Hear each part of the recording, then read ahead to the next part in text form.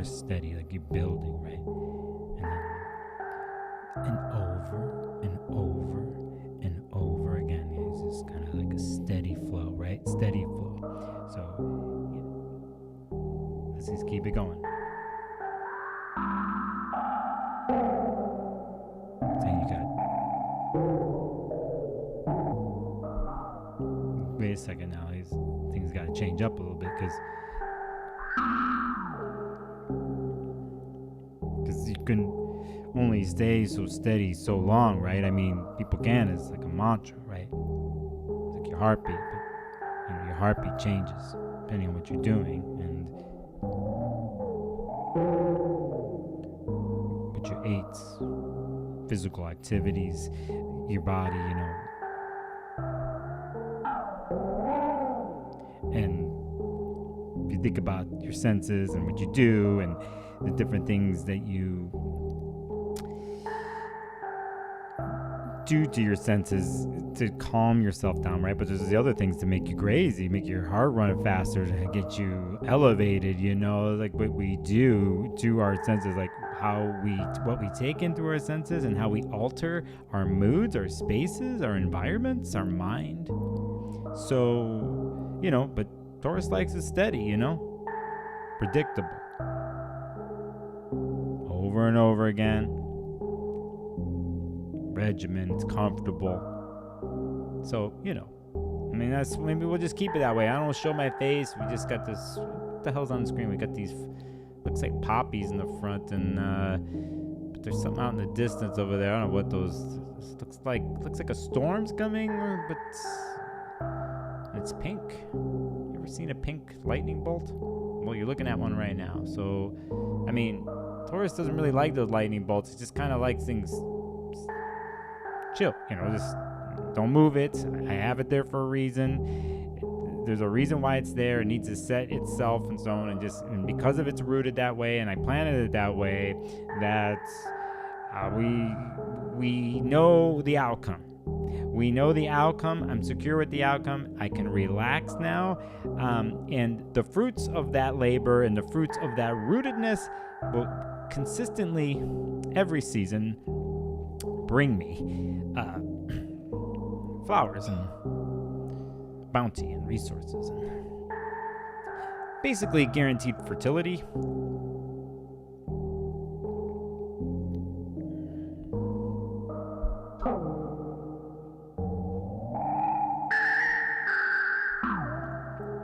But sometimes that just gets boring, and sometimes things get played out. Like the consistency and what you expect. What happens if you know what you're going to get every single time and it's steady? Sure feels safe, but it doesn't. How many times you going to watch the same episode? You know what I mean? It's like it's the kind of thing where sometimes they don't see anything else. How rooted, how stubborn, how comfortable and lazy it can all get, and then you get stuck. And in the distance is these lightning bolts, and they're coming to change the planting area. It's something that it's inevitable, and it's a part of nature. So we need to maybe embrace that. I could smell the storm. I could smell it.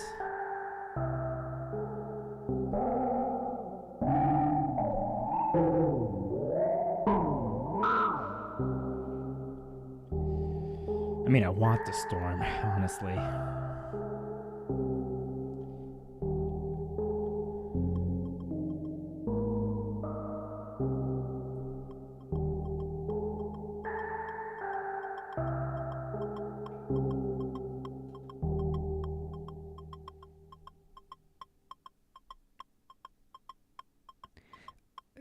I need some other thing to come through. And whether one likes it or not, whether a Taurus can't deal with it or not, I would think I would think that at this point, after the last 4 years, that they would get it in their head, their stinking stubborn head, that they actually want something else. I mean, they could sit on their couch and order really nice things and have it delivered to the door, and they don't even have to basically get it. He's got to get up to the door and open it, and then open up the thing and open up the package. I mean, but what the hell is that? Like, how are your senses engaged in that? What new ideas? There's other ways of acquiring and tasting sugar in your life. There's other. It's not the same old, 1,000-sheet, whatever, 1,000-ply comforter. I don't know what you want to call that, but it's like it starts to fall apart. It's boring. Color. It's like whether Taurus knows it or not, they need stimulation. And being Venus ruled, the guy that at some point figured it out. It's just usually something knocks him off the couch, or someone or something comes through and pushes them. Maybe even knocks them over.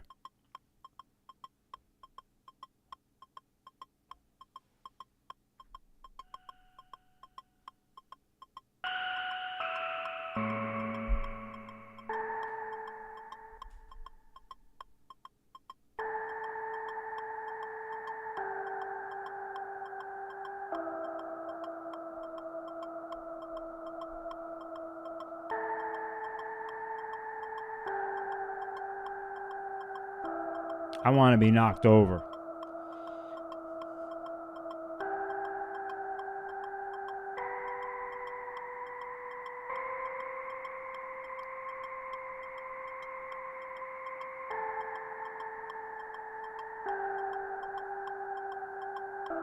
So bring it, Jupiter and Uranus, bring it. Let's make the change, okay? Because I'm bored.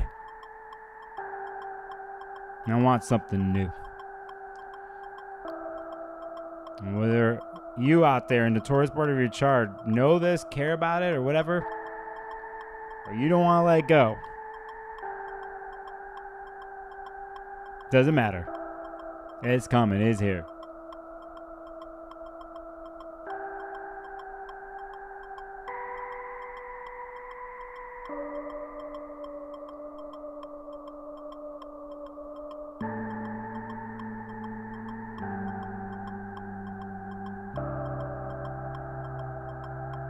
So let's do the stream, see what the hell happens in chat.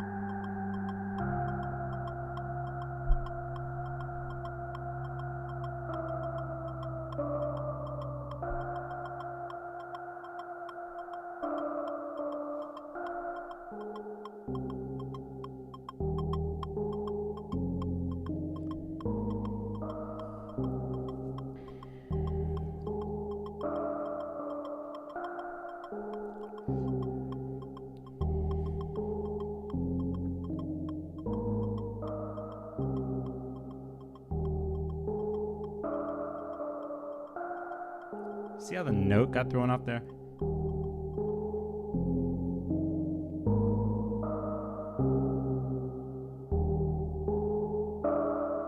See how that got thrown up there? See how that happens? So, what's up? How's it going, people? Who the hell's in there? Hi, 53 people. How's it going? How are you? It's weird. Today is a day where I kind of wish I had voices coming back at me. Now, couldn't find my weird phone that I use to let people call in, and I didn't have time to do that. As a matter of fact, I didn't have time for anything. So I wrote some notes down. We're gonna talk about things, and I'm gonna ask you questions actually, and I'm gonna look at the chat, and you might help me with something. So let's look at the chat. Hi, Anahira M. Throwing 3 stars at me. Darlene, greetings to you and KP1231. Welcome. Steffi G. Hello. GME.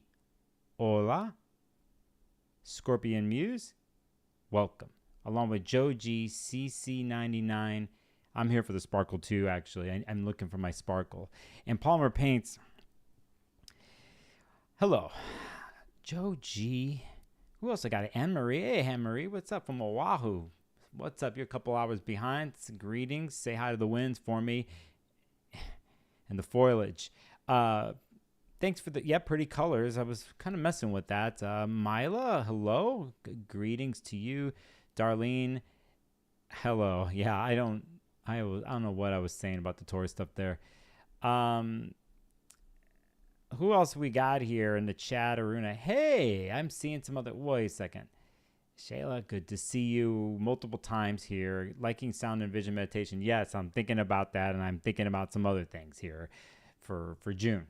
So, BB made it. BB, you made it. We've made it. We've made it. AV, hello to you. And Yelena, I hope I got it right this time. I'm going to need a cheat sheet over here to do this. K. Michelle and Amandita, what's up? Dolly Nelson and Jade. Isha, hey, what's up, y'all? Because y'all are joining in. Jezebel from Vancouver. Okay, cool. I don't know if it's BC or Washington. It's one of those. West Coast representing here. And hey, BCB. Good to see you here. Good to see you. And KP1231 with the super chat. I haven't even started yet. And she says, they say thank you in advance with a rose. You know, I am living in the Rose City. I'm really psyched here because of springtime here.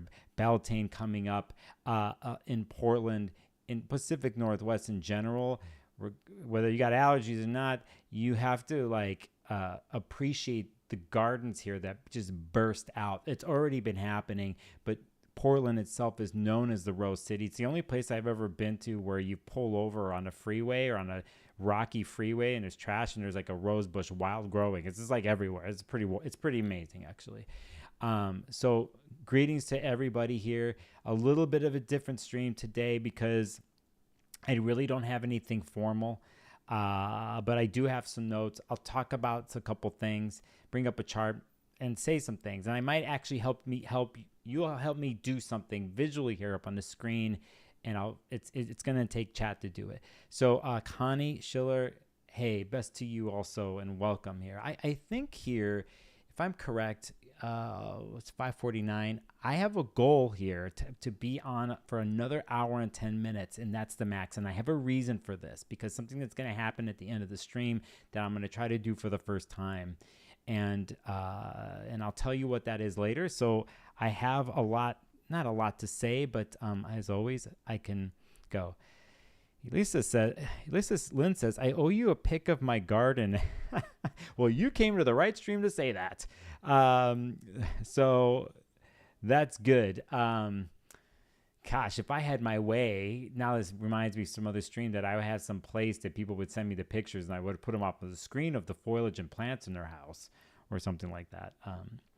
And the representation of the Taurus part of the chart. Okay, do you know what the hell's going on? I mean, it's pretty much how many videos and how many posts can you read about this? You know, and what have you connected to with this Jupiter-Uranus transit? Okay, so if we talk about the keywords with Jupiter, expansion is what you hear, seeking, confidence, openness, hope, faith, you know, abundance.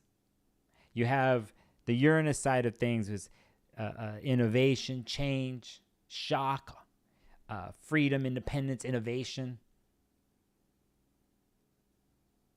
The rebel, the maverick kind of energy.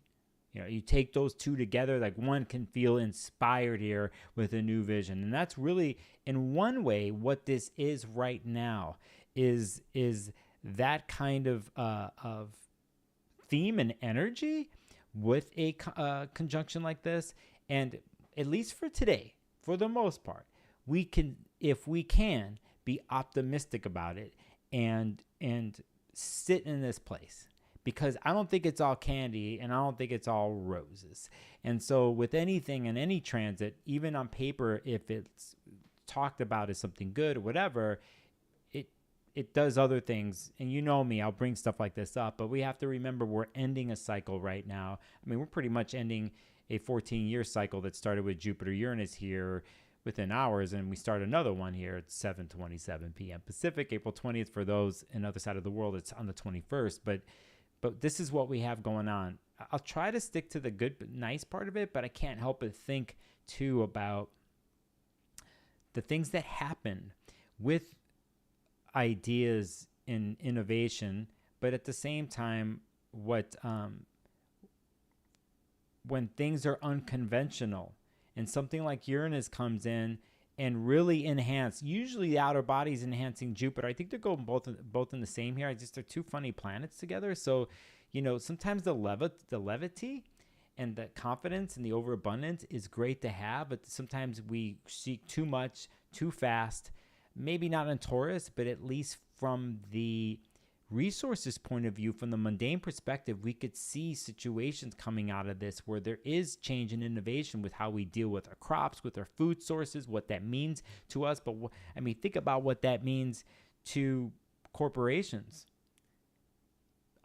mass farming, people who have a financial tie-in to stuff like this, and how you have a financial tie-in to, like, in a sense, the tools and the things that you use to acquire to feed yourself, to make yourself be better, right? We're just sticking with food right now. And you could already see, for me, as it already is right now, the struggle with food and the politics of food. But mostly here, you have to remember with Taurus, it can get financially or resource driven and there's nothing else. And you add something like Jupiter and Uranus in here, and you could throw the word greed in here. So, it could be a story of where there is something new that comes along with how we deal with food sources, and it seems like a benefit, Jupiter to all, but really it could be like, oh, it's just a setup to make even more cash for some more people to have more control over the resources. There's a ton of ways of looking at this, but we know that there is things new and innovative in whatever form that comes along with a conjunction like this. And we just want to maybe stick I didn't stick to it. I already showed you one weird dark side of it. So Esmeralda, good to see you in chat. Welcome. No owl sleeping, by the way. I have to say that to everybody. But anyway, Taurus, the security and comfort that comes from that, and most important, a word that I'm going to repeat here is values. The values that we have. We look to the Taurus part of your chart, and all you need to do, and by the way, someone recently to me is like, what do you mean? They wanted to understand more. Like, what's Taurus part of your chart? And so let's say you don't have any planets in Taurus, you're not a Taurus person. You would go look at your astrological chart, and there's 12 houses, 12 sections to the chart, and we all have the 12 signs in our own chart, and you would go look to the section of your chart that is ruled by Taurus. So see Taurus on the outside, and Taurus is Venus ruled. So saying that, one way to start to think about this transit and how you meditate on it in the next week, month and a half, and I say month and a half because of what's about to happen with other planets that come in the sign of Taurus once they leave Aries, once Mars goes out of Pisces and goes to Aries eventually and then comes through, it's going to come through Taurus. So a day like today and what's setting off, we're going to get a glimpse. You're going to get a glimpse of, in your own life, in the Taurus part of your chart, of what this might be in the next month and a half, okay? So saying that, we also want to remember where Venus is, okay, and to know where Venus is in your own natal chart, because that is the ruler of the Taurus part of your chart, and that will give your own individual significance to how you can understand this in your particular chart. And you would look to your own Venus. You would look to where Venus is in the sky. Right now it's in Aries.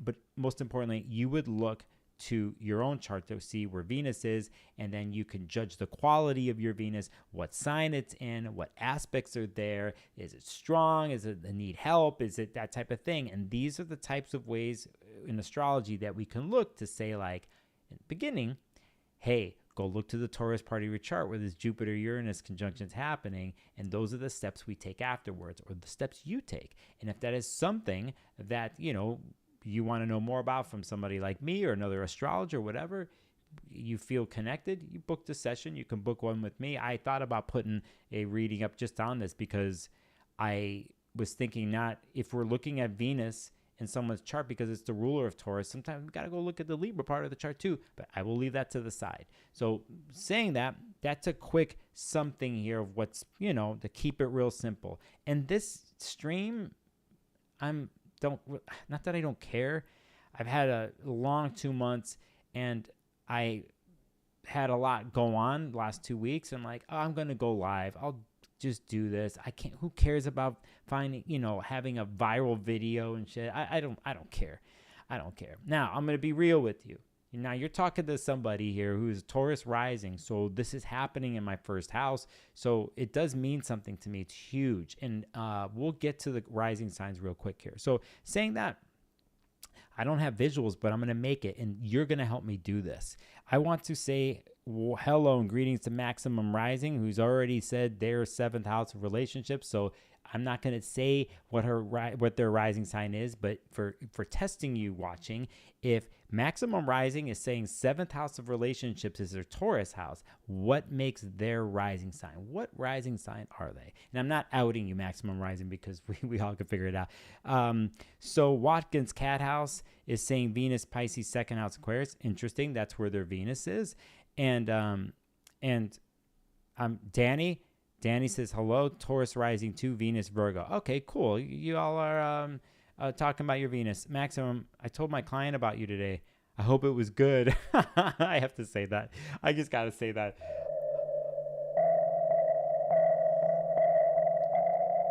It's good. Jade in chat says, Dark Side, how can I figure out the Jupiter-Uranus conjunction exactly conjunct my MC will quantitatively make me feel? Well, good question. Maybe we'll talk about, I'll start going with the rising signs, but you all are going to help me. Okay, and I don't know how this is going to work, and I don't know how I'm going to pull this off in an hour, but we're going to do it. Okay, so let's try here. Right now, I will show you here. Well, if I had my annotator, let me do this back here. Oh my God, I'm realizing I'm already losing time. So, and I'm going to keep this as simple as possible today and sort of on the top of my head. I just because. Hey, look at you two over here. Don't they look comfy together? It's kind of like they're Taurus. Like, hey, it's all good. Jupiter's like, I like it here. I've been here for almost a year. Uranus has been around. They're not strangers. This has been brewing since last May. It's like the Jupiter, Uranus, they could see each other from afar within the 30 degrees of what it is to be in a sign. It's not like they're strangers. There's times they've gotten closer to each other too when Uranus has gone backwards, but this isn't a surprise, even though it could be a surprise in someone's world this week. But come on, let's be real. And not only that, Taurus people, you cannot be surprised by surprise and shock and change from the fixed stubbornness of you, because since 2018, you've had Uranus in Taurus. We've had eclipses there. We've had a bunch of things happen to fixed signs that affect the Taurus. It's like, come on now. If you're sitting on the metaphorical couch and you still don't get what the story is, you're being really, get your ass off the couch, okay? So you know what I'm talking about. At this point, you're already off the couch. Maybe you don't have a couch. Maybe the couch you were sitting on is gone. You just realize I got to go get a new couch. As a matter of fact, I got to go find another place, another way of sitting, another way of being, another way of, for the end goal for me to be comfortable, because the way I have found my comfort and the resources I acquired to make myself comfort at home, to give myself the groundedness, of who I am and what I plant and what I do, and the fruits of that has changed. And the way I have identified what that is slowly has changed here. Especially right now, if you are someone who's got planets in Taurus, or Taurus something like here, like 19, 20, 21 degrees, even the 25 degrees, because where Uranus is going to go this year, then it'll go retrograde. There ain't you're shook. Basically, you're shook, okay? You got shook. Now, how you are taking that is your independent story. And we just got to be real with it. I will say, what's up? It's a silent girlfriend. Will you please talk about Jupiter, Uranus, conjunct personal planets and angles? I will try. We'll see where it goes. Hey, silence of the cat. And Darlene, Nestle said she got a new couch. That's what's up. This is what we're seeing right here, okay? It is the conjunction ruled by Venus. In this particular case, we see Venus as the moment is happening is in between Mercury and Chiron. So I won't go deep into that, okay? I'm going to do something here that I can't believe I'm doing this. And I'm going to preface this by saying this, that I am a horrible typer. I suck at typing. So you all are going to help me in the chat, okay? So let's try something here. I want to, what did I do with my screen? All right. So here, am I going to be able to see this myself? Oh yeah, we're going to do this like this. We're going to go right here. All right. So here, we're going to start with Aries rising. Okay. And so I got the Aries glyph here. It says heading right here. All right. So we're going to say, let's see how good of a typer I am. I suck, but I'm going to try it. This is happening in your second house, Aries. Look at that. Aries rising, this transit is happening in your second house, okay? And we know that the second house deals with money and resources, okay? Oh my God. I'm going to do a lot of typos on this one. I wish I could say it and it would just speak and do it, right? But we're going to keep it simple. Money and resources, All right, so here, I want you all to help me in chat. Let's think of Jupiter, 1 or 2, 3 at the maximum Jupiter words here. And even if we repeat them on this live stream for each one, it's okay. All right, so I'm going to take a look at chat. I'm going to start with one. Okay, I'm going to say a Jupiter. What am I saying? Jupiter. Expansion. No, that one's too. No, let's go to the chat. Let's go to the chat. Oh, I see windfall. I see windfall. Now, it's possible. We'll put windfall. Possible windfall. Okay, we'll put that. We'll just kind of throw these key words in here, okay? And we're going to duplicate this as the fifth is away. Okay, windfall. And then we're going to put expansion, just because that's going to be the common one. All right. We'll just kind of put that there, expansion. We'll kind of do little weird things to make it fun. So what else? Let me see what else I got in chat. Growth, winning the lottery. I hope so. I hope Aries Risings all win the lottery. Expansion, we got something like that. Growth, I see. We'll save that one. We're going to save growth for later. We'll do that. We're going to try to mix it up. So if I don't see another one, I'm going to come up with something. Okay, let me talk off the top of my head what I have. We'll bring in here a Uranus word, freedom. Okay, we'll put freedom here, and we'll also put. I like this one. I see abundance. Okay, we'll stick with that. Abundance. I want to see if I could do it this way. Hold on a second. It's going to let me do it that way. It's going to let me do it this way. Copy and paste. Yes. And then abundance. So we're going to put the abundance here and the freedom here of Uranus.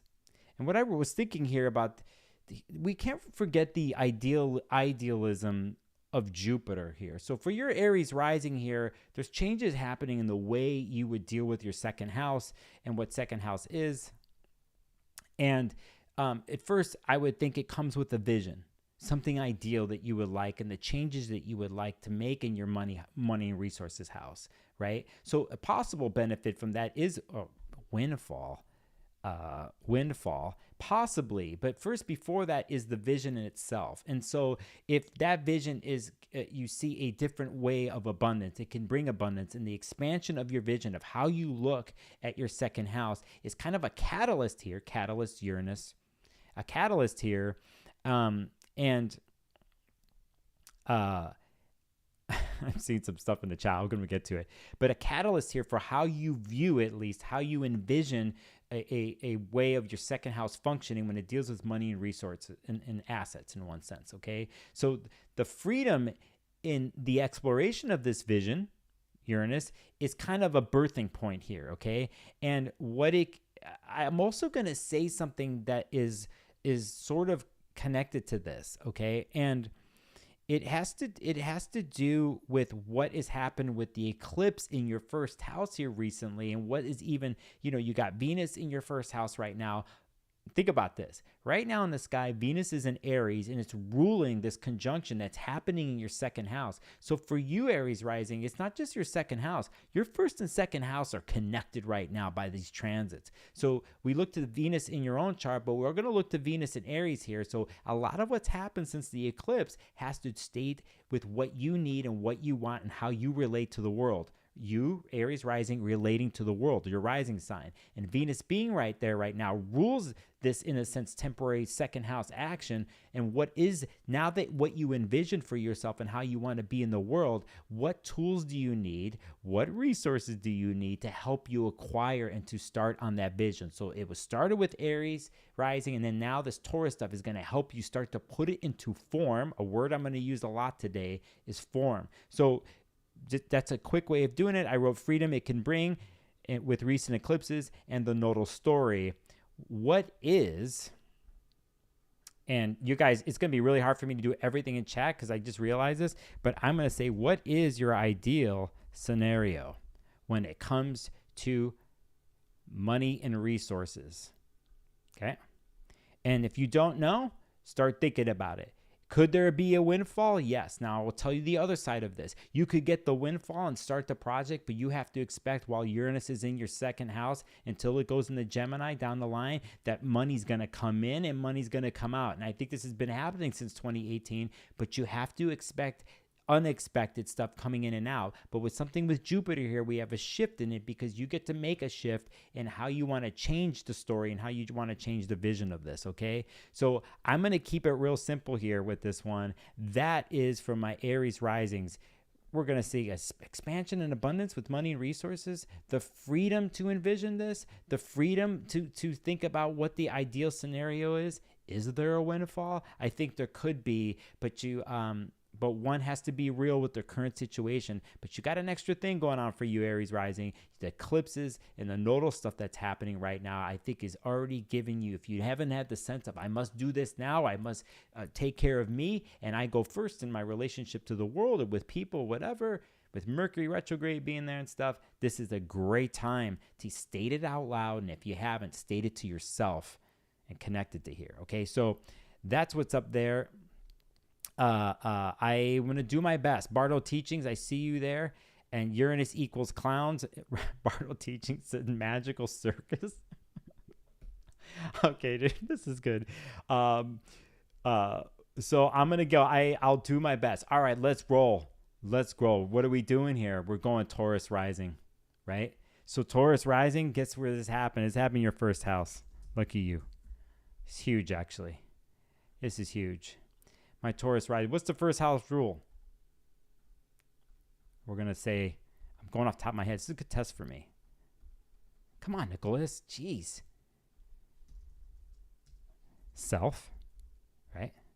Not self-moose. Self. Vitality. Vitality. Yeah, that's good. What else I wrote? Oh, this is one from, I think, a Demetra George one maybe, or something I wrote. Persona. Okay. Okay. Me, self. But it also, this is the one. This is the one I remember when I learned. She's got such a good, Demetra's second book is really good. No, I read this somewhere else. Approach. See, I suck at spelling. Okay, so we're going to shrink this down. We're going to say, we'll keep it real right here, okay? And I'm realizing something here. I'm going to shrink this down. Oh, come on now. Come on now. What? I don't like what's going on right here. Do I have to make my face smaller?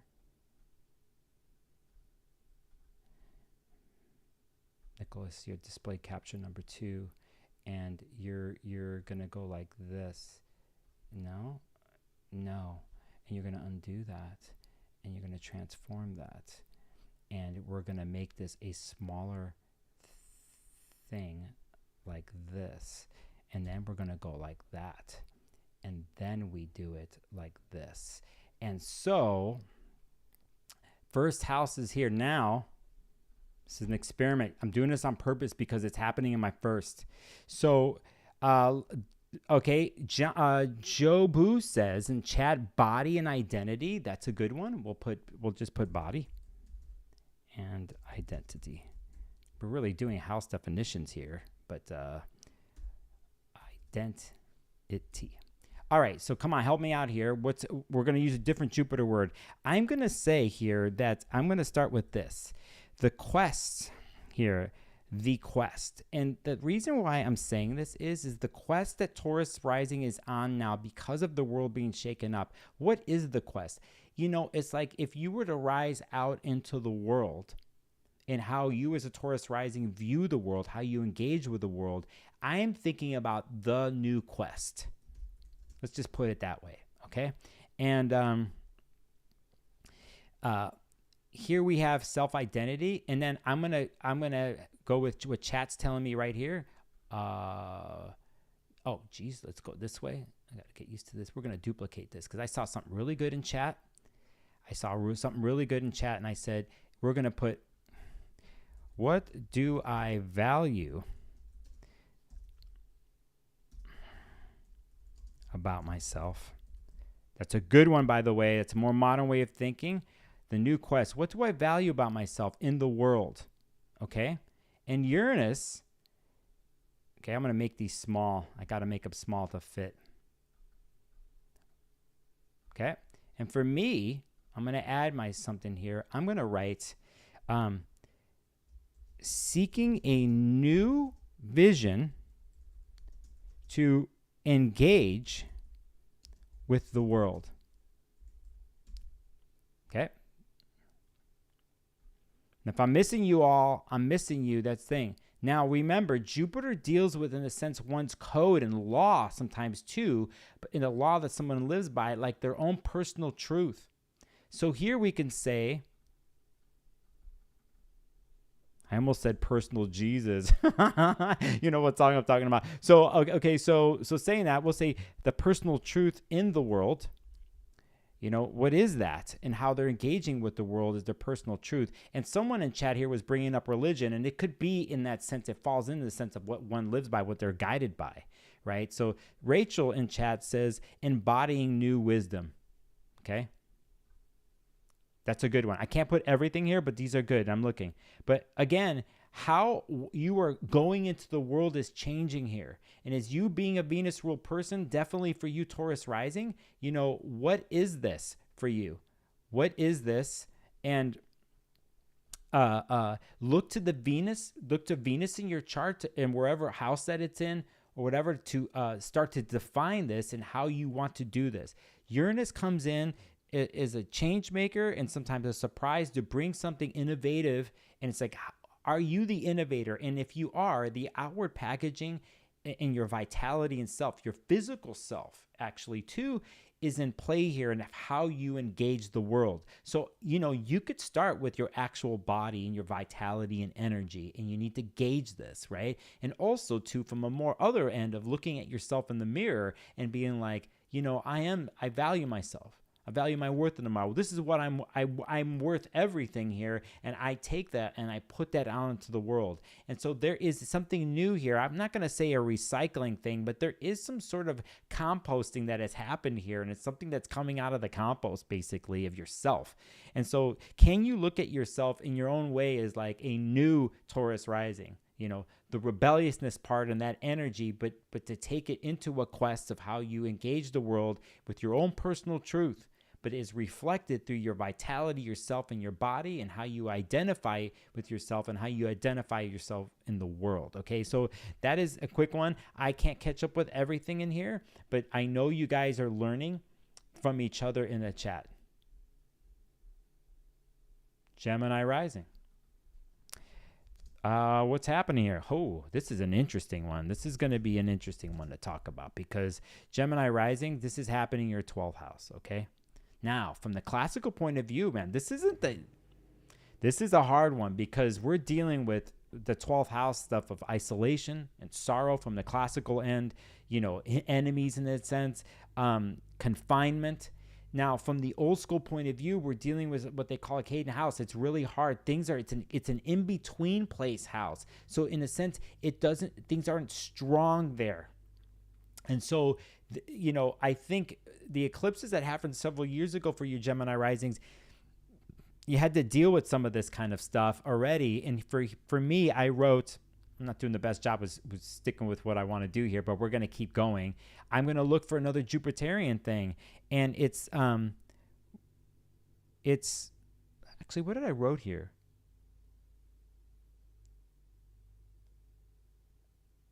Oh, this is I'm going to say this out loud. I go, find new tools. This is not going to make any sense. But it was when I'm done. New tools. And throw a keyword at me if you want in a chat that's Jupiterian. I'm a new. I see the crows outside the window up there. I hate crows. New tools and resources to alleviate. I spelled this right. Alleviate.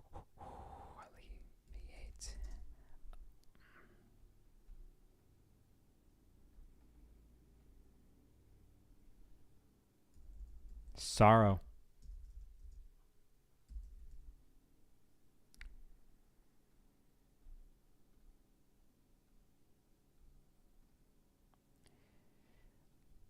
Isolation. People are coming in here now with very interesting 12th house things because it's interesting here because a lot of what you all are saying is more of a modern view of looking at 12th house because we see subconscious, right?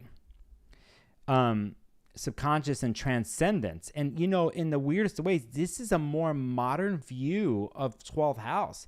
The reality view is that it's tough and it is not the easiest transit of them all. And I'm just going to be real with you, but we're looking to balance this thing. And so, people are coming in. I'm looking for new tools and resources to alleviate sorrow and isolation and what could happen there and how you do it.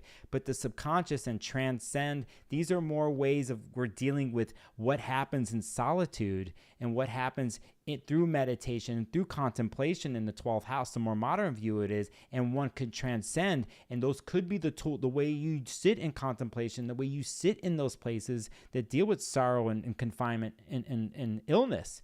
Can those new tools and resources that I have here could help you alleviate that. And so it's how you do your subconscious. So something new to bring in, new Uranus, something different, a different way of done this, Uranus.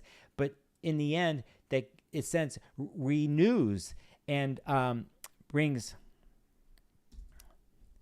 faith in faith in I'm going to say I'm looking at the chat too right now. I can't believe I'm doing it this way, but I went for it. Faith in the end game.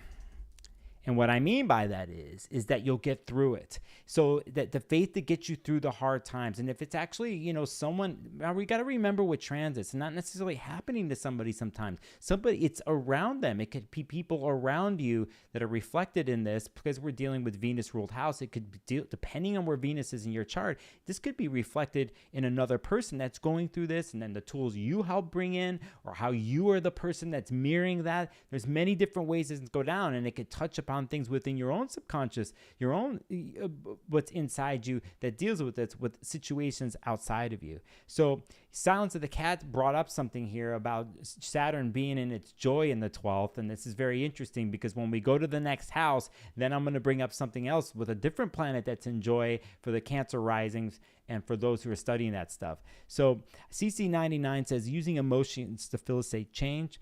KP 1231 are struggling with the tools you are using that aren't working so well anymore. Yes. Maximum Rising says the dark night of the soul. And I see J. Quinn M, bad bed pleasures. If you're talking about remediation, yes, I like that. That's pretty good. 12th house is hospitals, prisons, hidden enemies. Yeah, that's the classical stuff. And we could say in more modern times, the rehabilitative places that we go to deal with this. And so on and so forth. Mental health. Sorry, I can't get to everybody here in the chat, but we are talking about certain things. And for those watching later, you can look into the chat. I'm doing my best. So anyway, that is a basic thing. I personally wrote, find new tools and resources to help alleviate sorrow and suffering. And you have to try to experiment with this and bring in something new, especially if you're stubborn with this stuff.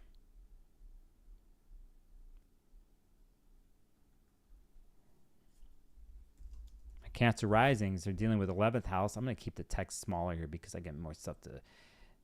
Now, to go back to what somebody was talking about, I'm sorry, I don't remember, about Jupiter is in its joy. From the classical version here, Jupiter loves being in the 11th house. So, not to say that my Gemini risings have it tougher. They do. I'm just being real with you. I'm not saying changes can't happen because this is a longer story here. But compared to 11th house matters here, Jupiter's flourishing in here, and it's going to go all in. But by the way, we got to remember, we go boundless with Jupiter, but that could put you in the messed up house, like overdoing. So anyway, 11th house. We'll just put friends. We'll put friends. There's two places in the chart we could deal with friends and patrons. I'll put patrons, Patreons. Important here what I'm going to write. Aspirations. Your dreams. 11th house. Who are your friends to support this stuff, right? What is the deal here? I'm going to keep it real simple, right?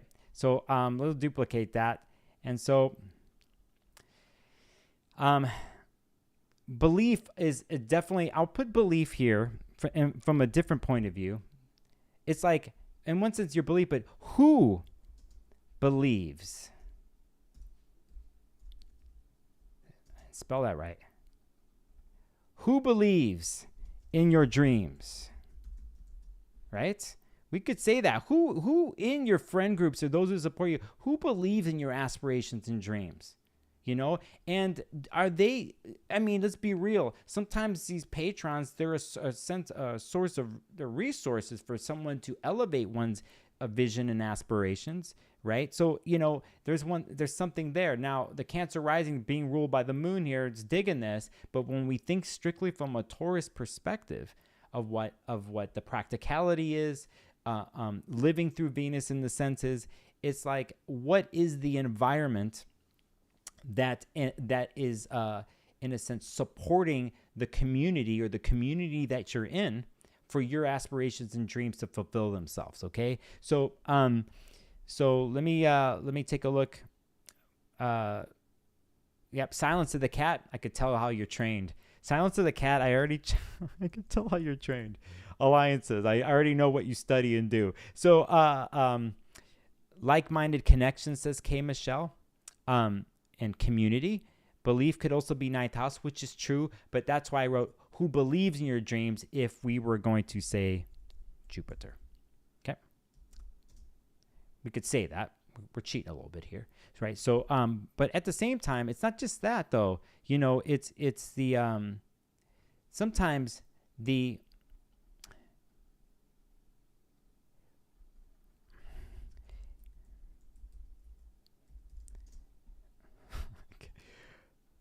independence from a past group, right?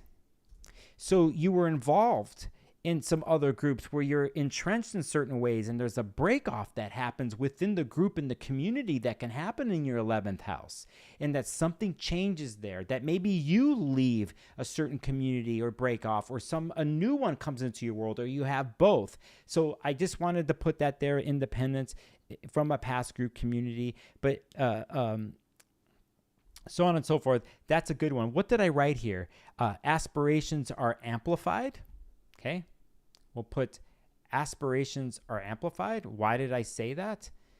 Because the stream's going to go longer than I thought, but it's okay because I got to stick with this. I got to stick with my idea. I know how to do it. Amplified. Okay. And how can you do that? All right. I'm not doing the best job here, but I know we're all learning.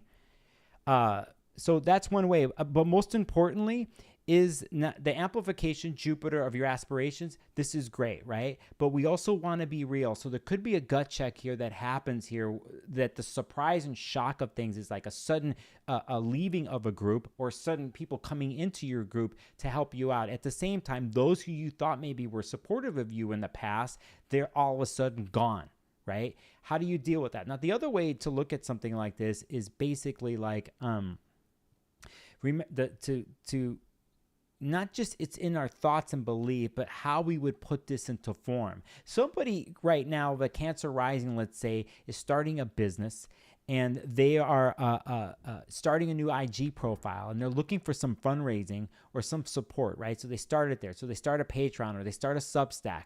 These are examples of how things can funnel through the 11th house, where you have your supporters and patrons help your aspirations, your view. It's sort of like a GoFundMe that happens sometimes too, that people are like, this is what I want to do. It's my Kickstarter, right? So it has a little bit of these vibes in there. That's one way to simply look at it, but I'm trying to keep it in the material realm of how it can go into form and function, because that's an earth sign of what Taurus wants to do. And I will stop right there. So benefiting from a friend is what I see in chat. All right, I'm going with it because I got to keep going. Hey, Erica, House of Twigs, good to see you. Let's keep going.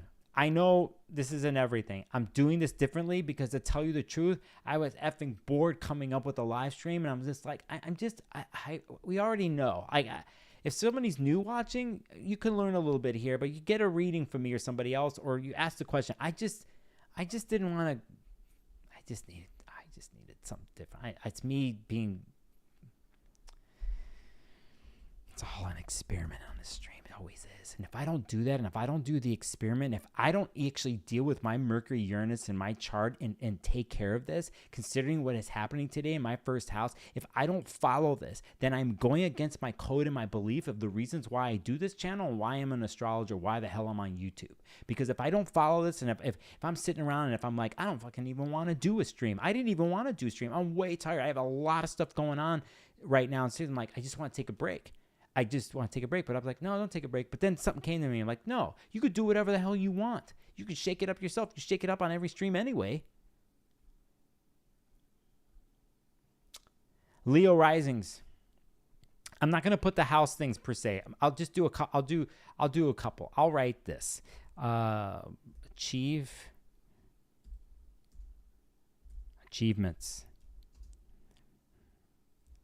Ambition. We'll put the same old one, career, okay? We'll just do the fucking career one.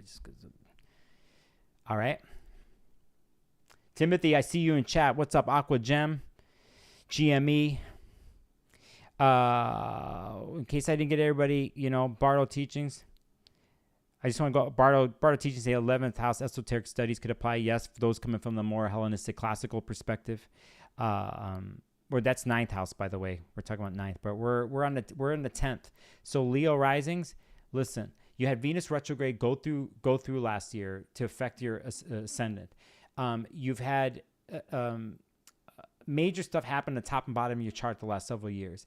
I think this is really an interesting one for you. I think when we deal with unexpected career change,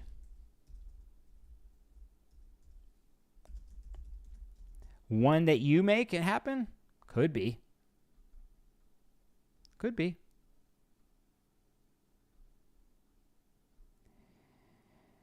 But this is how I really looked at it. And somebody put, okay, we'll do one I see here, okay? Just, I don't want to do more 12th house, but put long-term goals. Okay, we'll put that up on the top. Even though, put that right there. So here, the change could happen in career, but I want to think about it more even deeply, because for me, I was thinking about something else that in particular for a fixed sign, I wanted to put here, especially for fixed signs, it's unconventional. Okay, I didn't spell it right. And the reason is, I'm going to repeat this, is one has to look at their identity here in your 10th Leo rising to go understand how you've looked at yourself and how you've propelled yourself to the top, because you want to, how you want to be seen over there. Okay, and the practicalness is being a Leo rising, what it means to be successful, and the monetary gain that comes from that, and where Venus is in your chart. But a lot of times, it's fixed signs, they get real stuck in how they do it and the way it's worked in the past. And one, I think, could take an unconventional view in your career house. And I'm using unconventional because that's a Uranus type of thing. And to think about the possibilities, Jupiter, in your 10th house. And so I wrote this on my piece of paper. I know I'm doing the best I can to follow some of y'all, but you're going along with me. I'm going to write this. The road ahead. Suddenly changing jobs, relocation, reviewing life purposes, goals. Yep, relocation could work with work because we're dealing with 10th and 4th house. That's why somebody's saying that. But I wrote this. Skill. New skill to master. Right? So that's what I'm thinking here. The new skill to master in your 10th house. And I think this is important because of by taking in a new skill and the tools, sometimes when we take on new skills and tools, like if I think about Taurus in their garden, we're bringing in tools, new plants, new things to plant with, and the skills that we need, the knowledge that we need, and the tools that we need, in a sense, to take care of something new that we're planting in our garden. And so for me, I'm like, sometimes it's like one can look at this as sort of a 9th house type of thing. But for me, I was really being the master of a skill, in one sense, or a new skill to master. Do you add this when it comes to the goals that you want to achieve and the achievement career and the fame that you want? Because you definitely want the fame, Leo rising, whether you are offstage Leo or not. But something is happening here, and to take the willingness and the risk to change things there in a way. Now, when I say risk, I say a certain risk. Jupiter playfully risks and likes to risk. And I don't think it's a bad thing per se. It's just you got to have certain foundations to do this, to feel that you're secure to do it. If you feel that you're not standing on stable ground, even though the rug could be pulled out from you career-wise, know that you have a vision to what you want to do in your career and how you see yourself being. This is the envisioning part. And to have faith in that and have hope in that. And can you combine the faith and hope aspect of Jupiter with the unconventionalness and the willing to be risky and to try something new in the 10th house, your career chart, okay?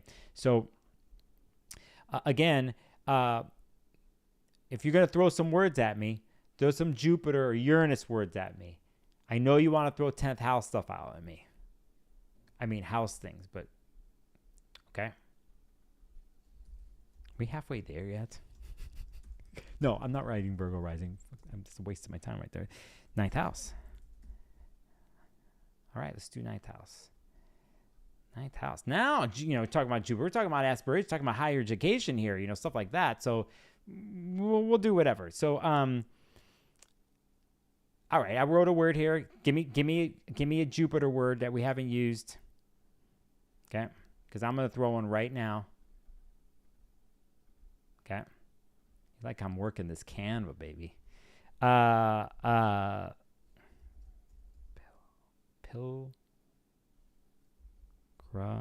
Did I spell that right? No. Thank God for spell check. The pilgrimage. We're going to write this, okay? Or the reason why we're going to write that, because it is in the sense 9th house, but at the same time, it's very Jupiterian. Okay, so we'll just write Jupiter. I should have been doing this for the other ones, but I got no space the way I got this set up. The pilgrimage, right? What's going on with the pilgrimage? Spontaneous travel, I see in chat. Rogue reemerged. What's up? Happy 420 to you. Jupiter, diplomacy, yes. International relationships. Now Bardo Teachings is been ready for the 9th house, right? So I'm going to write it the way I did it here on my list. Okay? Crossing borders. Literally in your mind or physically. Okay? The reason is the 9th house deals with how we acquire our highest truth. So Virgo rising, you're digging this because your Mercury ruled sign. At the same time, I think you're into acquiring and research and our truth, but you're crossing the borders here. You're taking a risk. The world is expanding. Your brain is expanding here. The potential for the change of how you seek your higher truth, how you seek your code, your law, and how independence comes from those places, that freeing your mind, right? But how we do this is we're on a pilgrimage and a quest with Jupiter, and we cross the borders. We travel, as someone said here, right? So someone in KP123 was talking about changing your philosophies as to expand the future, right? There's a lot of expansion in that thing, right? But different travel stories is what I wrote, and plans, but crossing borders. But here I will write, I'm sticking to my thing because of the way I did this, is I wrote beliefs. Whoa. Beliefs that free you. Okay. So that's one way to look at this. Crossing borders, the beliefs that free you. You could find a mentor. It's not a Saturn thing. I got light coming through my window, by the way, so deal with me here. And come on, microphone. I don't like the way my microphone's being right now. Okay, we're going to stick with this. So pull up the gain. So the pilgrimage goes on. What we do is higher education here, workshops, something innovative coming in the way for you to learn from something, some institution, some place. And part of why 9th house deals with foreign travel is because a lot of time that's how we acquire higher truth and how we see different truths in the world.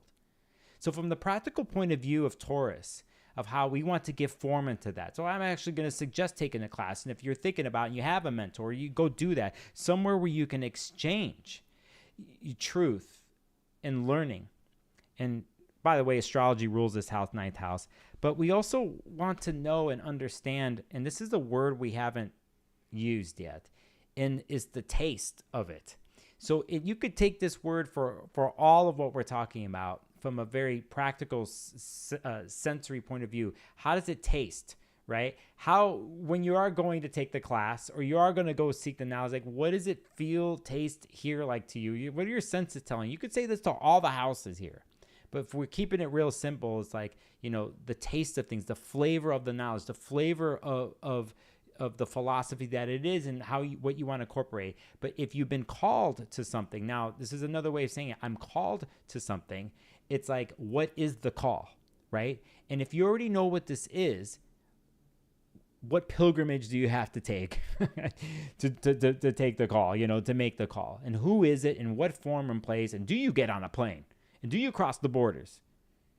You know, and this could be the borders of your mind, and it could literally mean crossing the borders.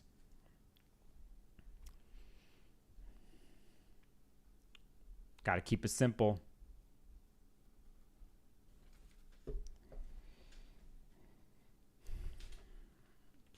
Libra Rising, the other Venus ruled sign here, which is interesting here.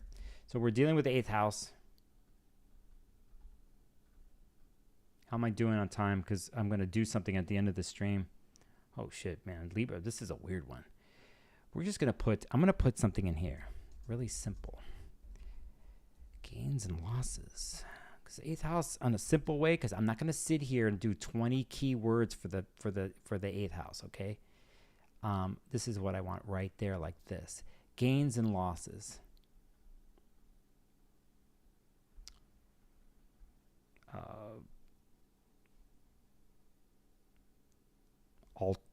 No. Well, I'm thinking something in my head right now. I need a Uranus word that has nothing to do with the 8th house, by the way. We're not combining the words. Yeah, I don't want to talk about the rest of the 8th house words. We already know. I can go about death and the shadow work and the occult, but I'm doing gains and losses on purpose here because it's a Venus thing. Now, we could keep inheritances. We could do all that stuff, okay? I'm just going to put gains and losses to keep it real simple. It could be an abundance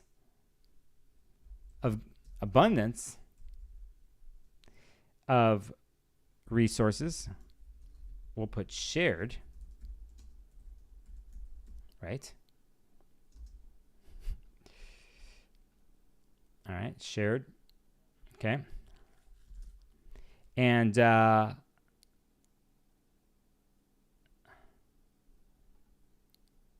not going to like this one, Libra Rising. We're just going to paint it here. Surprise losses. Surprise loss. Now, let's not stay here. Now, it's important right here what I'm about to do. Promethean is good, Titi and X. You could say that for all of this, because for those who know, there.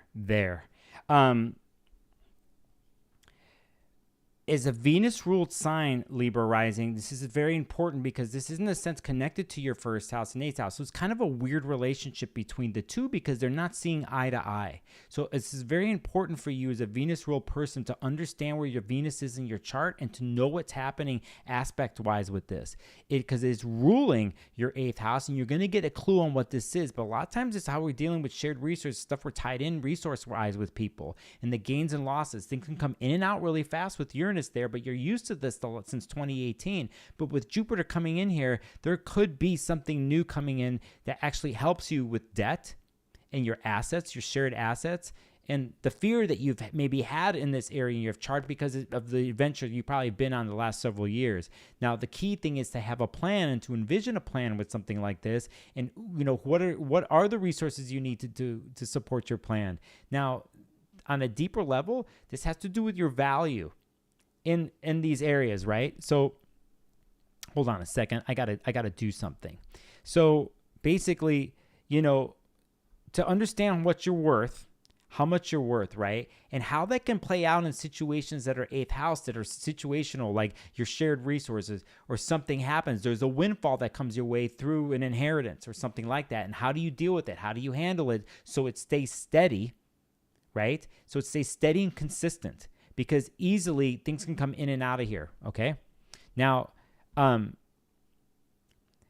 looking at the chat. Silence of the Cat says, this is something very interesting because this is interesting what I see right here. Silence of the Cat says, or maybe becoming, quote unquote, liberated from shared resources with said partner. Very good, Silence of the Cat. Following the eclipses of Libra Risings 7th and 1st. So now this is interesting.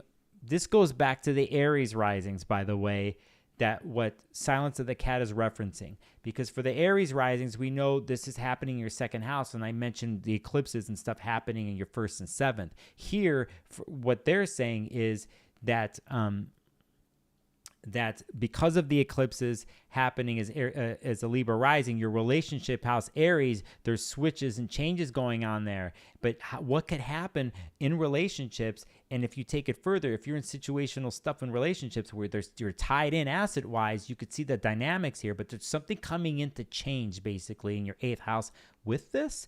And again, you need to check and see how you stand value-wise with yourself. But a lot of times it will be reflected in situation stuff that deals with gains and losses, inheritances, whatever. Now, on a deeper level, we're talking about the shadow place here and what we fear. So if you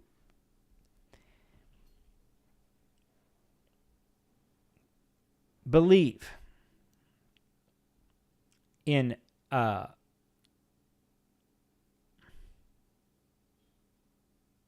yourself and how you value yourself, and it is reflected in some sort of, I can't believe I'm going to say this, I want you to pick an object, like a rock, and you could do whatever you want to the rock. But let's say the rock is the value of you, like how you value yourself. That it's going to be steady and steadfast and it's rooted. Okay? Rock's a weird example, but take a look at it this way, because the reason is sometimes with Venus-ruled Libra risings, they have a tendency to sacrifice. Okay? And they'll get what they want, sometimes through manipulation. I'm not saying you're all like this, but a lot of times they're weighing out everybody else, everybody's thing. It's like you got to put yourself first in situations like this. And if you haven't had the eclipse story like knock you over the head with this, I'm saying some of this could play out in the 8th house. I don't want to keep talking about this. I'm doing a weird job of the 8th house because it's always weird. Surprise loss, surprise gain, possibly. Most important is how your values connected to situations like this.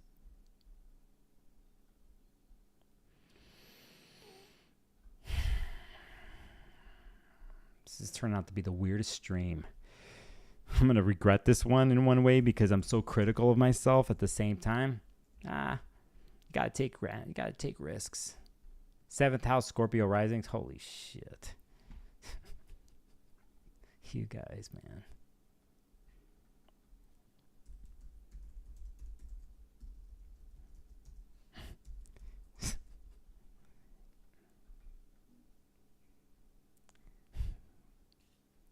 Actually, we'll just put this. We'll put it this way. We'll go partnerships. Okay? We'll put it that way. Okay? Our hidden enemies. Enemies are involved there. You know what I mean? It's like, what are we talking? Open enemies, marriage, partnerships. We're going to stick with partnerships, okay? Jeez. Partnerships are open enemies. You love them and you hate them. The openness. Brand. Openness. Did I spell that right? No. Why am I writing this openness? Because it's a Jupiter thing. If you haven't done it yet, Scorpio Rising, I think you have with everything. You know you're my special people. The openness in relationships. The need to do this, to show yourself. Can't hide all the time. Can't always have the shell. New people entering your world, in and out of your world. New relations. I'm not just saying intimate. Okay? New relations.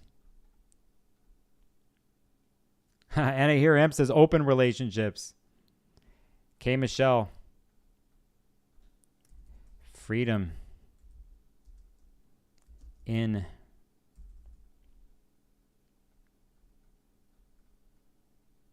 partnerships, new relations. But we have to remember here the clarity that Uranus brings. The clarity, because that is a thing that can bring in the way you relate. So clarity in relate. Go back. Good Canva for having the back button. Clarity in relating. Okay. This is huge because the stubbornness of Scorpio. All right. Vulnerability, Darlene says that's a good one. And unconventional relationship, yes.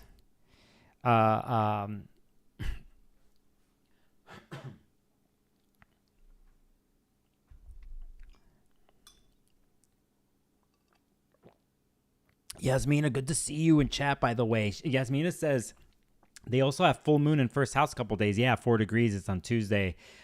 Intense period for them. It is. And this whole next month and a half is for them. So, but that's a good one. I see craving intense, alluring relationships. It don't matter where stuff is in the chart. I think that's what they're doing all the time. But yes, I will, oh, okay. Your values changing. Your values. And I say this because a Scorpio rising might have a certain way they have valued relationships and how they place their value in relationships. And I'll put values altered in relations is a way to look at this. Now, if you guys got to help me out here. I will put resistance because Uranus rules resistance a lot of times, but it's more too rebellion. And we can't forget this with Uranus. Okay. And the reason why we write this is because one could be a Scorpio rising could be rebelling in the way they do relationships. They could have a breakup. They're just done. Or someone else on the outside of them is doing that.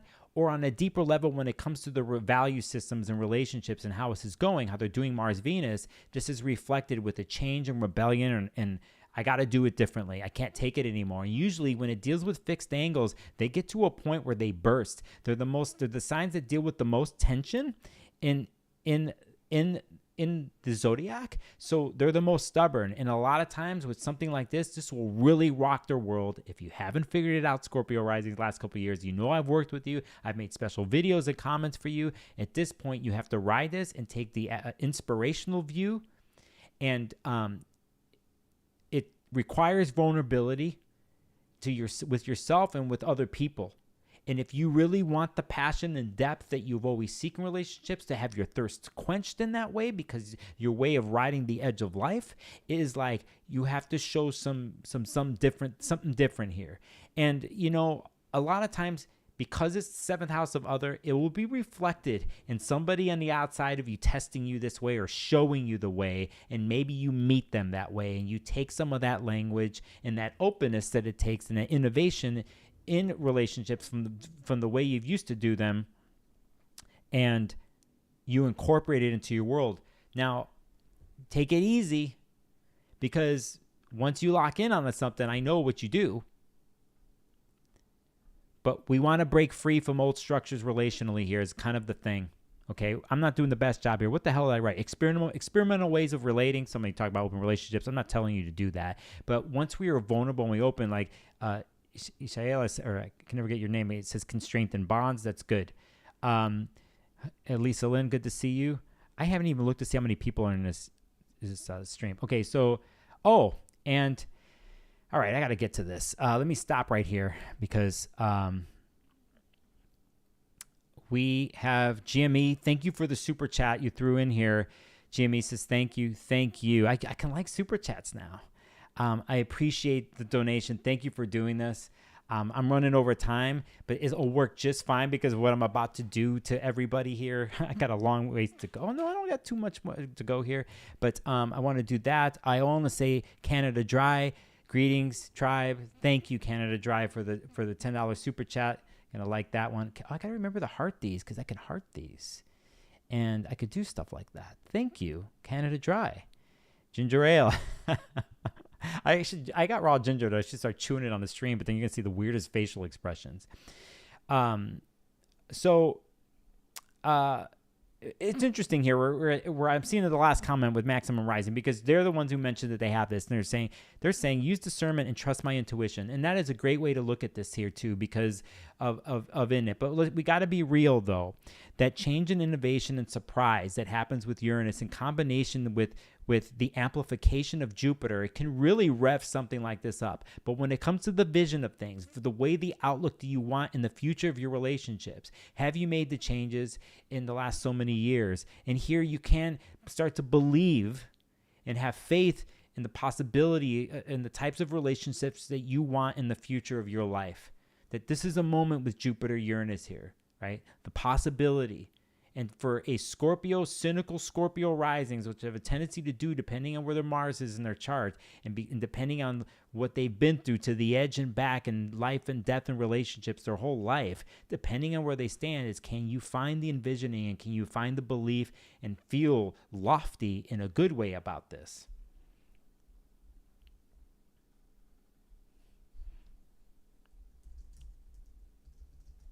Sixth house. Ooh, now we're dealing with something tricky here because our Sag risings are dealing with sixth housey type of stuff. We're dealing with service, right? This is the old school thing, but we're also dealing with cattle and pets and stuff. The reason is back in the day, while I said the sixth house was the house of pets, it really had to do with what cattle and pets and what animals could produce in servitude to a situation. The old system had to do with slavery and servitude, and eventually changed over time. Now we're dealing with, in a sense, of how we serve and how we work, right?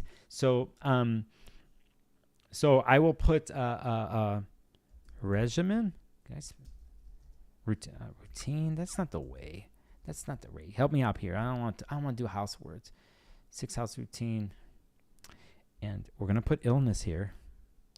We have to put that because sixth house is a weird place, and depending if it's off for you Sag risings, Jupiter ruled here. I think this is good in the long run. But how you deal with illness, in a sense, if you as a Jupiter ruled person in Sag rising, and remember Sag is dealing with vitality and self, right? And life itself. Sixth house, if you have transits going there, it can kind of show you where your routine and how you serve and do your work for yourself. And actually, if it's off, it can affect you. It can bring illness, right? And we're dealing with bad fortune house here, one of the bad fortune houses. I'm not saying that's going to happen to you, but if you've been having a storyline going on in here, we want to think about the confidence.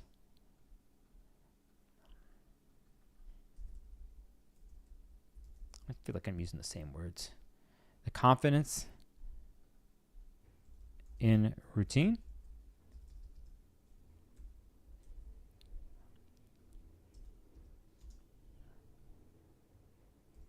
Accepting, you're good at accepting change. Accepting change.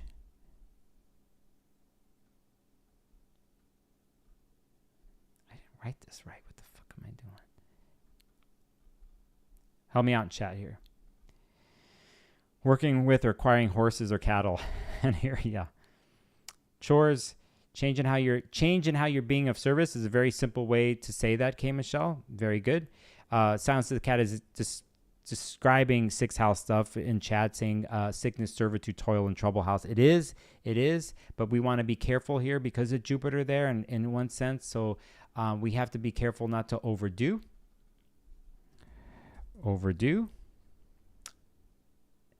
In routine, that's another way. Or your habits.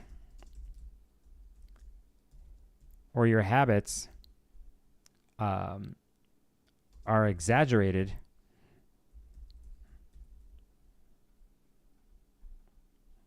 So we need to shore up that. We need to change our routine. So we're going to put this here. This is really testing me, and this is really good for me to do this because it's teaching me something right now. I'm telling myself this is really good for me because I got to get better at this on the fly at typing this stuff. But not only that, it's a thing for me because that's my own personal quest. I can't tell you about it.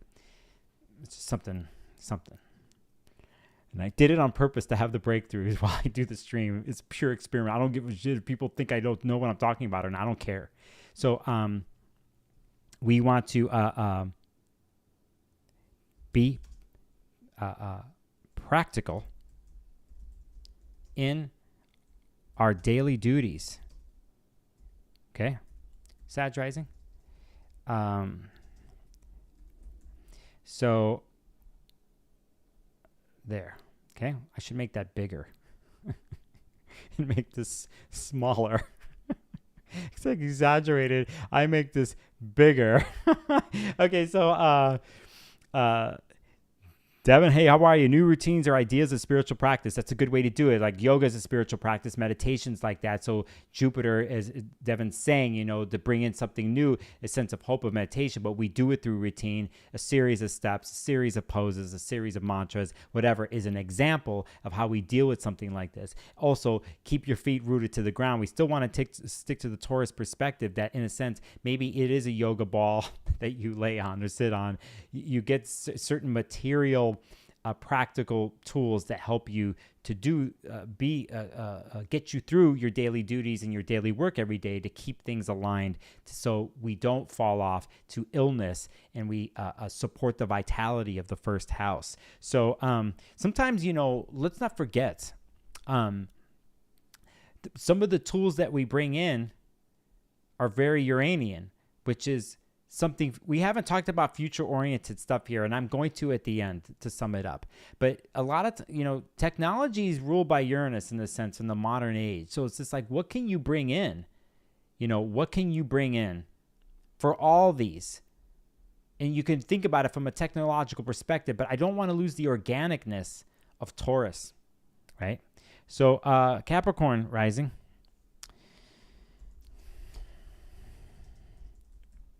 It's your fifth house. I need to write this down here because just to make me happy. I want to make you happy, Capricorn risings, because sometimes you don't show it because you're Saturn ruled, and depending on what's going on with you, we want to say, just call it the house of pleasures, because it is. Okay? All right? So let's go different here, chat. Canada Dry. Well, thanks for the little tipper right there. Little $2 tip. It's going to help me get some chia seeds. Because I'm trying to do that. It's nasty when you drink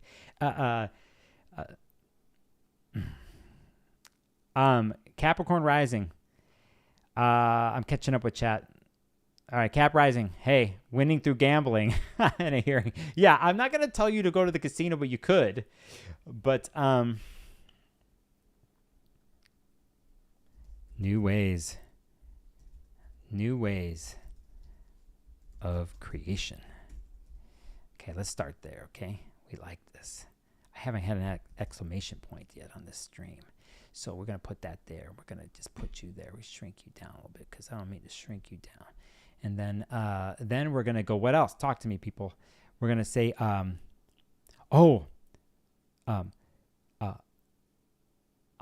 the wonder of Jupiter. So like the wondrous Jupiter, the wonder that comes through creation and pleasure.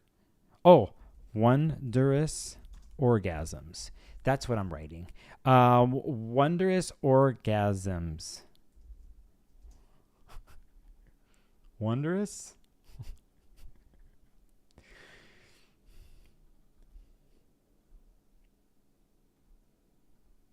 Okay. We're putting that right there.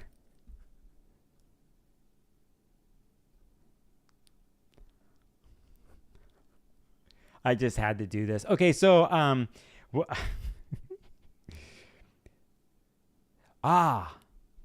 the quest to feel good through your senses. Okay? And we're going to do this and like that. I'm probably... Oh, I barely got it there on the thing. I see what's going on here.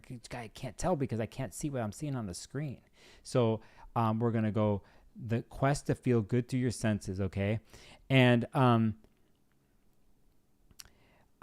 Dancing Naked Eve says, yeah, that's a good way to do it. I'm not going to write this down. But basically, we have an Earth-Earth connection here, trine by sign here from your rising sign, 5th house Capricorn, to this movement. You're going to really see this next month and a half. You can experiment with this, how you create, how you find pleasure in that. But we want to be innovative and we want to get past the Saturnian ruled ways of doing things. So we have to take Jupiter's quest, Jupiter's belief, Jupiter's expansional something and push ourselves and have the confidence of Jupiter to go in, to throw ourselves in new ways of pleasure, to accept those things through our senses, to create like we've never created before. And what are the tools that bring form to this is how you take the Taurus way of doing it and looking at it from a simplistic way. What little things can you bring in to help you feel pleasure in this world, to feel the vibrancy of what pleasure brings, what the 5th house brings, and what is produced from that planting in the 5th house, which is many things. Some of you could be getting pregnant out of the blue here at the Jupiter-Uranus thing in the 5th, who are those who are into something like that or trying. This could be a thing here. We also have to remember of overdoing of pleasures. But to be honest, some of you Capricorn risings, I almost want you to overdo in pleasures. At least do what you got to do, because sometimes I think depending on where your Saturn is and how it's aspect and what it's dealing with, maybe there isn't enough of that, right? Saturn ruled and not knowing how to do Jupiter. Isha says Tantra, which is very interesting there. That's a really good way as a practice. Birthing a genius child is funny. Sarah Eliza says, and you know what? I'm going to write what Sarah's here because I like this one. And because it's very, very simple. And Sarah says, enjoying ourselves in nature, which we should all do. I don't want to, but I'm going to put that here.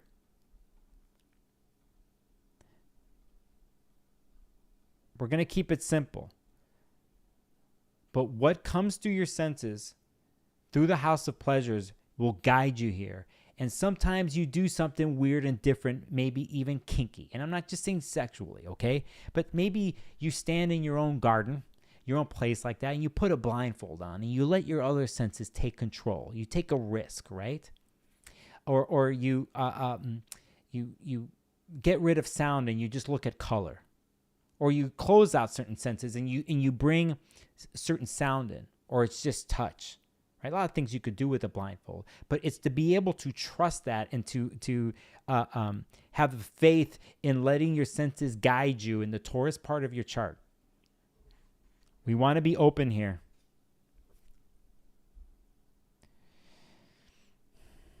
Silence of the cat, yep, supports somebody, especially with Capricorns being risk adverse. We're not trying to generalize, but this is the type of thing that happens. Let me put it this way. This is effing good, okay? This is really good. Don't worry about taking risks and going too far. The cynical Saturn stuff.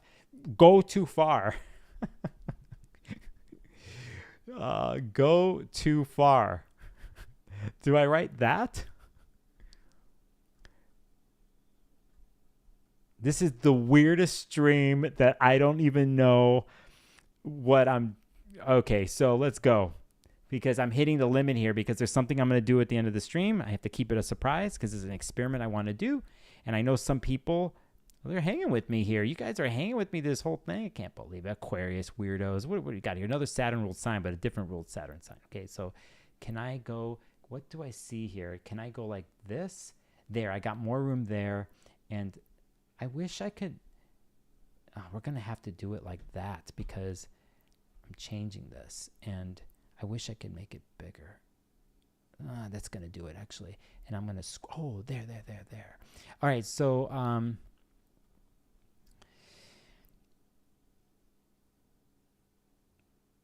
all right. So, thanks for hanging with me.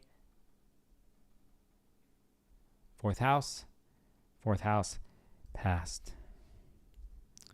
memories,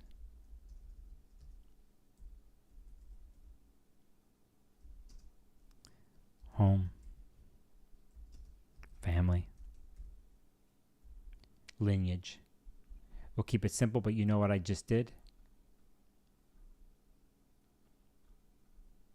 All right. I need to do something right now. I need to break up my brain for a second. Hold on a second.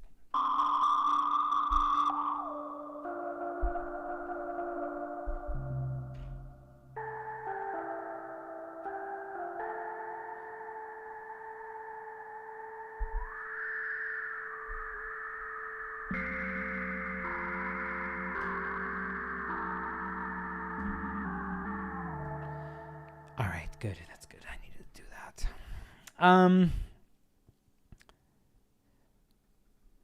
Moving. That's literal. In the chat, we have something interesting.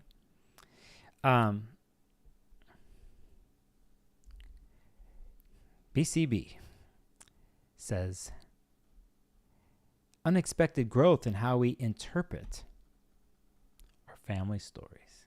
Let's put it in here. Let's do it. If I can get rid of the spelling, that's it. Unexpected growth in how we That's one way to look at it. And, we're dealing with lineage and family. We're dealing with the bottom of the chart, what's rooted. It could literally mean home. Hellenistic-wise, we're dealing with father in the bottom of the chart, mother in the top of the chart. So we're dealing with both things here in a sense. We're also, the breaking off from stories that happened of the past, but the change. But also we also should remember that there's gain that could happen here. And let's just say that. Let's say gain, but in what way? Okay. Or I'll put it this way. Alternative ways of home. We'll put living home. Okay. So I wish, and there's a thing I'm going to do here because I could see that this is not fitting all the way and it's driving me nuts. And I want to make it smaller and it's being really weird with me. And we're going to have to go like this and like that. All right. I'm looking at chat, breaking from the old clan. And let your inner child out. Bardo Teachings. That's a very... Okay, Bardo Teachings. Good work right there. That's a great one. That's running on a different realm here, but we're going to put it, if I could just copy and paste it. Oh, man. Come on, man. There. And we like that one. Okay? We like this one. We like this weird way of crowdsourcing. Let your inner child out. Frolic through the fields of joy. It's a Lenny Kravitz song, The Fields of Joy. But we want to have this thing out. And depending on one's inner story, what they do it with themselves or with their family or something. But this is a very interesting way of looking at them. Keep it real simple. Silence of the Cat says, yes, moving out of the apartment I resided in for 8 years after breaking off an 8-year relationship. That is a Venus cycle during this eclipse portal. Very interesting. Earth Star, good to see you. Aquarius Sun, I just filed for divorce, cut off my personal family. We're struggling with the house. Yep, that's an ongoing story. Remember, overabundance, overdoing, there can be the excess that happens here too with stories that are happening in any of these things. We just have to point that out. And I wrote, thriving in an unconventional way of living or home. So even if you don't move or have everything,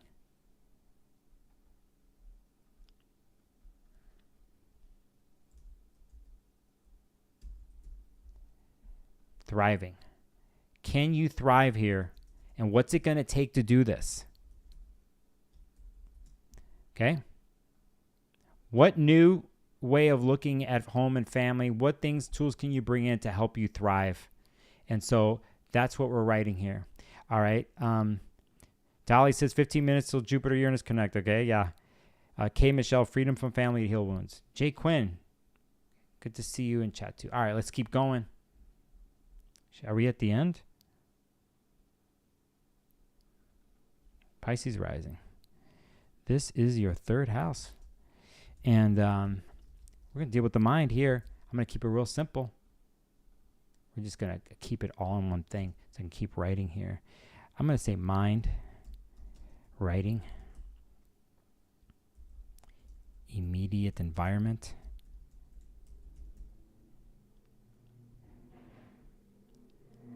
keep it simple. Your brain function, media environment, neighbors. Think about all types of things here. Okay. And we're going to go here. Decluttering your home. That's one way. Okay, Michelle. Finding your voice. That's a good one. Finding your voice. Okay. I wrote a groundedness in thought. This is what I wrote to myself. Experimentation and change in your immediate environments. And I wrote something else that we won't get to yet. I'm going to write this.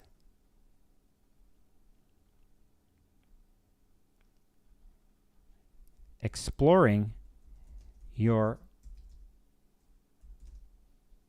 immediate environment. We'll put this. We're going to put this thing, exploring your, although I can't do it that way. We're going to go exploring. Okay. Anna Hiram says new forms of transportation. Oh shit! What the fuck did I do there?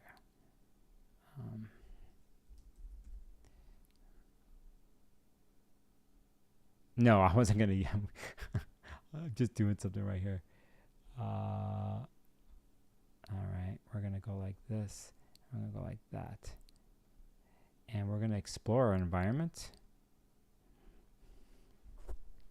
Voice your findings, Timothy says. All right, let's go. It's kind of a similar one, but I like that one. Turn your home into Wonderland, Bardo Teaching says. That's good. Trailblazers. Getting in touch with your senses is another good one.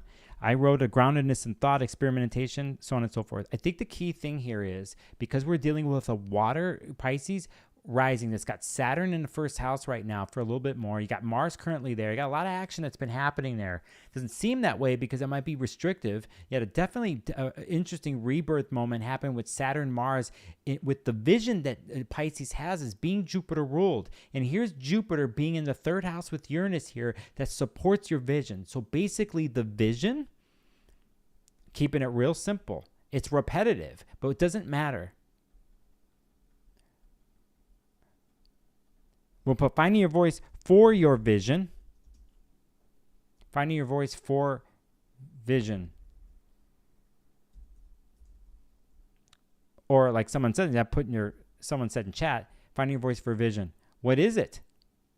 Right? And starting to say it and write it and do it in your immediate surroundings. And you can experiment, take chances around you. Okay? Also, hi, neighbor. How are you?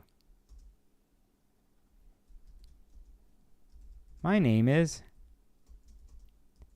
Pisces Rising.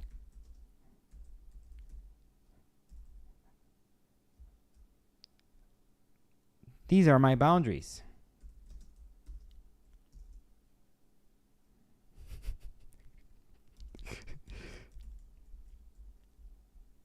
At the right time, I will expand them.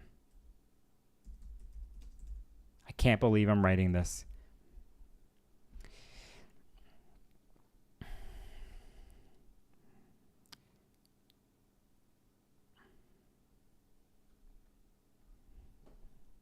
The other thing we have to watch out for, it's not watching out, but we have to watch, is this. We go too far with our mind.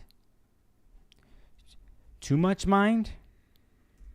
Can that happen to a Pisces rising? Too much thoughts? Scattered? Uranus, right? But what we want to do is we want to merge. No, we want to sextile Pisces and Taurus for the solutions, for new insight and possibility in your third house.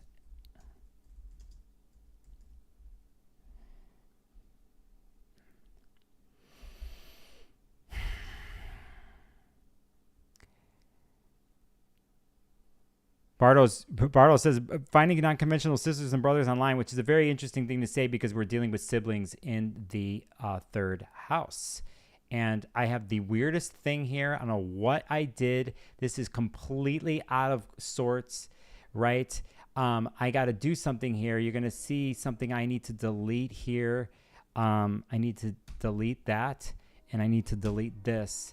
And what I'm going to do is, look how this changed. This is so weird. But what I'm going to do here is, is, nope.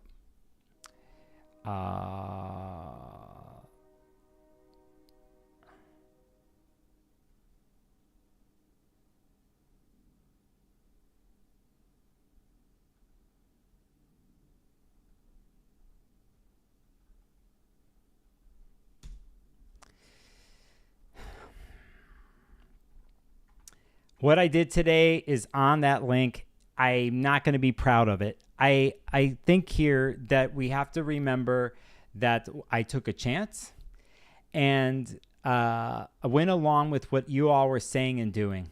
And I needed to do this because I needed to push my knowledge. So how to do things on the fly, writing down, because this is for something that I'm going to do later on in my stream, something similar to what I'm going to do, but I'm going to do it with my voice where it transcribes on screen. And I also have to figure a way out. I know a way where I'm putting the comments of you up on the screen instantly. I could use another service to do this, but I'm going to try to do it through OBS. It's not going to make any sense. Listen, I'm going to end it this way. You know what? These Jupiter-Uranus moments, they're inception points. There's an inception going on. And if you can understand this and tie into that and go into what that means and feel it in the Taurus part of your chart, for the long haul, you will make do with this. Regardless of what happens in the outside world, we know that some technological advances are going to come here when it deals with Taurian things that deal with basically anything that's tied into mundane resources, whether it's the ground, it's the earth, what we extract from the earth, what is produced from the earth, how Western civilization pretty much has been functioning. But it's gotten to a tipping point. And I think it's very interesting that this conjunction is not happening in Aquarius or something like that, right? That it's actually happening in an earth sign. And that possibly here that the innovation and technological story that could happen here brings us back to our nature roots and living through our senses and how we appreciate and not take for granted the world that we live in because of some of the issues happening environmentally. At the same time, like I started this stream, we cannot forget that people will do anything in Jupiter-Uranus situations to come up with a new way to extract the resources, to capitalize on the resources, because that's the world we're living in. But in your own personal life, can you find the inception, the spark, the idea, the thing that is inspiring to you in that part of your chart? And then can you start to put it into form? And in the next month, you might be able to, because of the other planets being Venus and the Sun and Mercury. Eventually, Mars is going to come through. We're going to have Venus come through, and we're going to have a major Jupiter-Sun conjunction that's going to happen in all this. And all of those planets are going to hit the 21-degree point. So you might have a storyline move forward, while you do this. So for me, that's one way to look at it. The other way is, and I wrote some things down here before I leave because I'm going to throw a curveball at you at the end of this stream. I said, be careful of pompous, cocky attitude of Jupiter, because this could be part of it, and I have to make note of this. It can brings vision. Sometimes one has to take the risk and be a little bit cocky to put a vision into play. Taurus doesn't usually do it that way, right? They're very modest about it, very patient, right? So we can remember the patience of Taurus, remember the practicality of Taurus. But sometimes it goes too far. Taurus can say like, oh, I make all the money, I do this, I don't need that, You got to be careful of the other part of it. Because I wrote, brings vision is the only way. Because of getting caught up with smashing the structure, thinking about structure of Uranus smashing the structure, fixed Taurus will only see their way. Tweaking and messing with nature to their own benefit, negatively. Okay, I wrote this. Taurus can hoard resources and get lazy from them. So I wanted to say that. Now, I'm not saying that you're all going to do this, but it's a byproduct of inspiration and innovation and the shock and awe of Uranus to come in to be propelled if one is finally, because they've been waiting to do this, but at the same time could go overboard, right? So we have to make, remember exaggeration that happens, and it can be, but we don't want to forget the confidence of Jupiter, right? And we don't want to forget the openness of Jupiter and the positivity and optimism that comes in here of what could be. And with Uranus striking it here, What could be is the thing for me on this stream is always is possibility in what we do with human choice. And it's like the vision that we have in our own worlds, in our own immediate communities, where I think we have the biggest difference, right? So, it's, do we have to take unconventional approaches? We do. Do these things that come out of the blue bring clarity? They can. But are you willing to try something new? Are you willing to be an alternative? Are you willing, if you're a very fixed person or a Taurus, to somehow feel somewhat unsettled in all of this, where you have once felt grounded, easy, comfortable, right? But in the end, it's to bring new comfort, a new world, a new expansion. May Jupiter and Uranus bring us newer ways of resources that are healthy for us and healthy for our communities. That is my hope. And I think we're going to get some of that. But there is a battle that's always involved with something like that, right? And all we got to do is look to the last Jupiter-Uranus conjunctions and what has happened since 2010 and 11 with the internet and technology and how social media blew up, from AI to our phones to everything. And we see the benefit, but we also seen the extreme part, the over-exaggerated part of it all. And that is just part of the deal, So remember that. You want the security and comfort of Taurus, but finding a new way of doing it, the innovative way of doing it, and taking some risks and having the confidence that it's all going to work out. So, saying that, I just did the weirdest stream, but I took a chance. And I want to say thank you to everybody here in the stream who hung in there with me. I'm a half an hour late. You know why? What I'm going to do is play myself out here. When the stream ends, I'm doing something for the first time here where I could pick where my broadcast goes after this on YouTube. And I'm going to take you to my homeboy Rick Levine's stream. He's there with another major astrologer there. They started the stream at 7 o'clock. They're probably streaming right now. And when my stream fades off, it's going to automatically send you there. And if you go there, I want you to do something for me. I want you to go and chat. And I want you to raid that chat as the Twitch raid in a nice, healthy way with hearts and nice things, maybe honey emojis, and say Sparkles of Gold sent me. Sent me to this stream in celebration. They're going to talk about the mundane aspects. They're two great astrologers. Rick's a very close friend of mine. We were talking last couple of days. He was doing this new kind of stream he's doing tonight, and he's already started. So I want to say that's what I'm going to do right now when I leave. I took a chance with all this. I'm going to say thank you to everybody who took a chance with me. These explanations for the houses and what we did was weird, but that's how it is with your Jupiter, Uranus. And holy it's happening right now. It's 7:28 on my clock, and we are looking at 7:27. And it just so happens I'm finishing right as we're doing this. I feel blessed that it worked out this way. I feel happy that it synchronistically happened this way. And you're all here to witness something like that. Thank you for rolling with me. Silence of the Cat, longtime lurker from Tokyo. Have fun so much participating. I've been to Tokyo twice. The best food I've ever had in my life was in Tokyo. And the hardest party and nights I've ever had in my life were in that magnificent, crazy city that is just so full of life and secretive and wild and clean and beer machines, cold beer on the streets. And I miss Tokyo. I miss Japan. I got to get back there. Good shout out to you, Silence of the Cat. Have some good, great food. That Shibuya train station where those marts are in there, you get all those finger foods. Oh my God, I miss that stuff. The arcades, karaoke bars, the amazing art of sake. I just love that place, man. I didn't have to watch my back when I was there. It was amazing. Beautiful. Thanks to everybody in chat for hanging in with me and this little something. Making tempura sushi right now. Of course you are, Erica. Of course you are. All right, I'm going to go out here on a video then, and when it goes in, hang in there, okay? I'm not going to stay too long, and I want to see how the transfer goes to Rick's stream. And make sure you comment in there and say that I sent you, okay? So I'm gonna segue into that.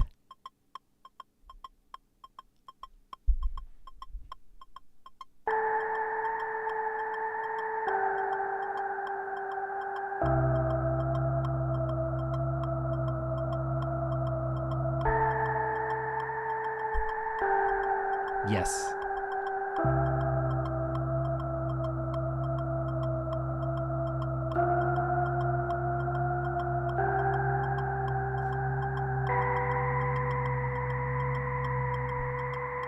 Yes.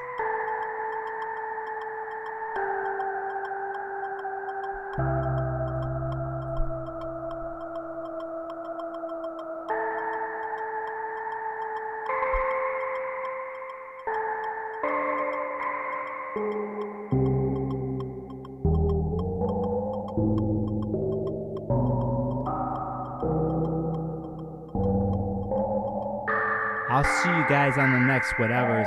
I don't know. I might do a stream again tomorrow or a video for the week. There's a full moon. I don't know what I'm gonna do. I need the rest. But we're gonna jump over to Ricky's stream.